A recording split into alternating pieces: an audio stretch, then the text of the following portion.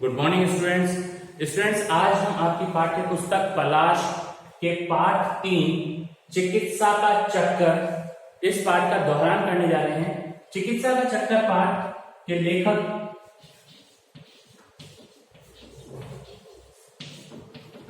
बेढप बनारसी जी थे।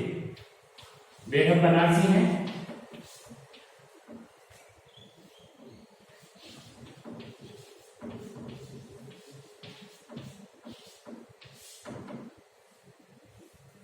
पाठ को हम पूर्व में अच्छे से पढ़ चुके हैं, इसका दोहरान हम आज करने जा रहे हैं।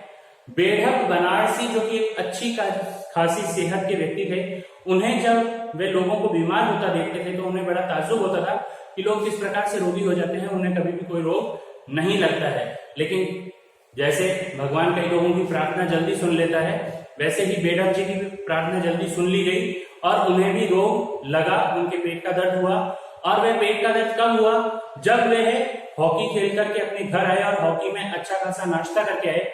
और उन्होंने पहले तो अपनी पत्नी को मना कर दिया कि वे कुछ ज्यादा नहीं खाएंगे, लेकिन फिर बाद में उन्होंने काफी सारी पुड़ियां, आधा पाव मलाई और 6-7 रसगुल्ले, ये सब चीजें उन्होंने खा ली। और फिर उसके बाद में जब वह सोए तो रात में उनके पेट में दर्द होने लगा और वे परेशान हो गए और सुबह तक दर्द इतना ज्यादा बढ़ गया कि उन्हें से रहा ही नहीं गया और डॉक्टर को बुलाना पड़ा। डॉक्टर साहब आए और उन्हें दवाइयां भी दी, लेकिन काफी दिनों तक दवाई लेने के बाद में भी उन्हें कोई आराम नहीं मिला। उसके बाद में बेढप बनारसी जी ने दूसरे डॉक्टर से संपर्क किया जो कि थे डॉक्टर चौहानाथ कातर। उन्होंने उन्हें एक दवाई की शीशी दी और उस दवाई की शीशी से को उन्होंने जब लिया कुछ दिन तो उनको आराम मिला, लेकिन 6-7 दिन के बाद में वापस ही उनके पेट में दर्द शुरू हो गया और पेट का दर्द काफी बढ़ गया।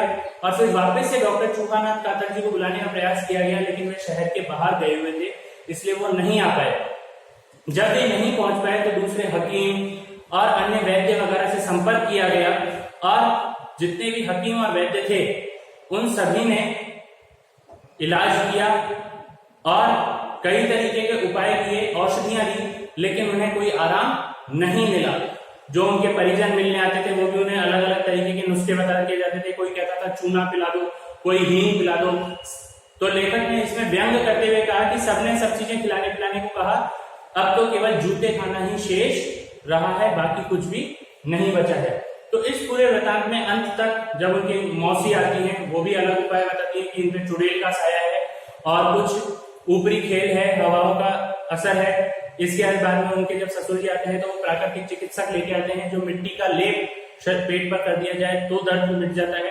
अंत में उनके एक जानकार ने उन्हें दांतों के डॉक्टर के पास भेजा और दांतों के डॉक्टर ने कहा कि भाई तुम्हारे दांत में पाइलिया का जहर फैल रहा है जो पेट तक पहुंच रहा है और वो परेशान कर रहा है, इसलिए तुम्हें अपने दांत निकलवाने पड़ेंगे।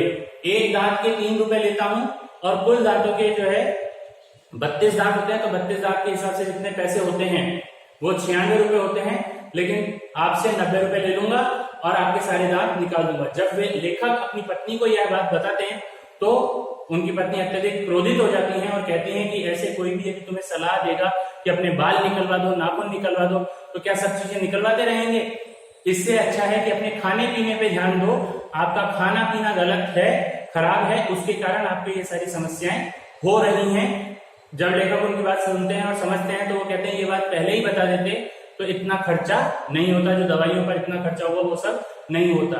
पाठ के बीच में लेखक ने कई प्रकार के व्यंगों का प्रयोग किया है और मुहावरेदार भाषा का प्रयोग किया है, जिसमें उन्होंने हकीम साहब की वेशभूषा, वैद्य जी की वेशभूषा, पंडित सुखदेव शास्त्री जी की वेशभूषा आदि सभी पर उन्होंने चर्चा की है।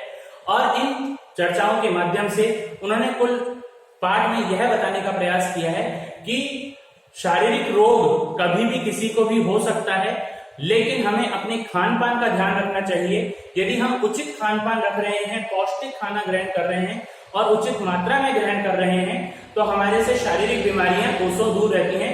यदि हमारा खान पान गलत होगा तो शारीरिक बीमारियां हम पर जल्दी प्रभाव डाल सकती हैं। तो इस पाठ के माध्यम से उन्होंने यही समझाने का प्रयास किया है। पाठ के साथ में आपको गृह कार्य के रूप में एक रिवीजन वर्कशीट दी गई है, जिसे आपको अपनी उत्तर पुस्तिका में करना है। ठीक है दोस्तों, धन्यवाद।